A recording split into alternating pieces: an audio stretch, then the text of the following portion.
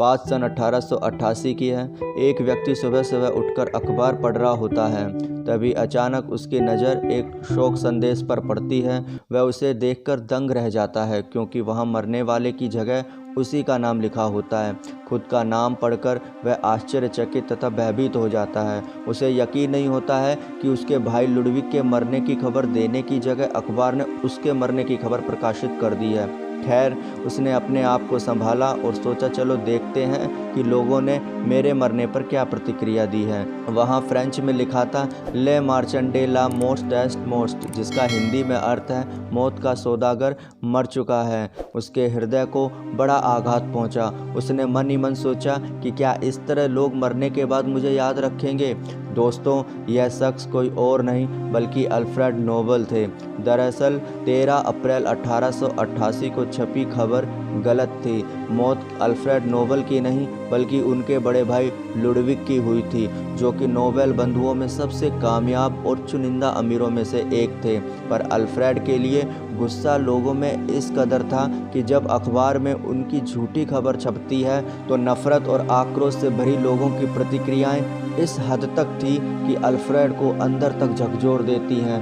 लोगों में उनके प्रति ये आक्रोश और नफरत युद्ध में भारी तबाही मचाने वाले उनके आविष्कारों को लेकर था, जिसकी वजह से कई निर्दोषों को अपनी जान से हाथ धोना पड़ा और कहीं न कहीं लोग भी उन्हें इन मौतों का जिम्मेदार मानते थे।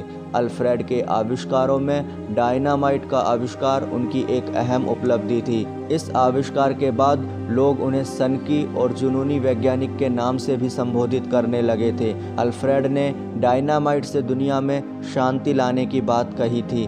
अल्फ्रेड का मानना था कि मेरा डायनामाइट दुनिया में शांति के लिए हजारों सम्मेलनों से भी जल्दी शांति ला देगा, लेकिन वो गलत थे और इसका पछतावा उनको अपने जीवन के अंतिम दिनों में होता है। दोस्तों, केवल एक शब्द मौत का सौदागर ने उनके जीवन में उथल पुथल मचा दी। उन्होंने निश्चय किया कि वो अपने व्यक्तित्व पर लगे इस कलंक को मिटाएंगे और कुछ ऐसा करने का निश्चय करते हैं कि पूरी दुनिया उनको हमेशा एक अच्छे इंसान के रूप में याद रखे, ना कि एक मौत के सौदागर के रूप में।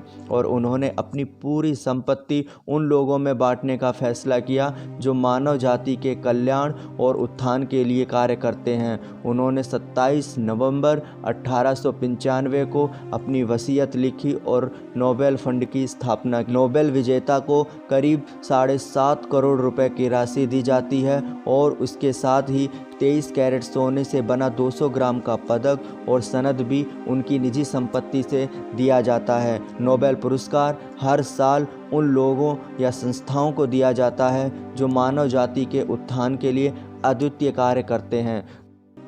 आज अल्फ्रेड नोबल इस दुनिया में मौत के सौदागर के रूप में नहीं, एक समाज सेवी और एक अच्छे इंसान के रूप में पूरी दुनिया में याद किए जाते हैं।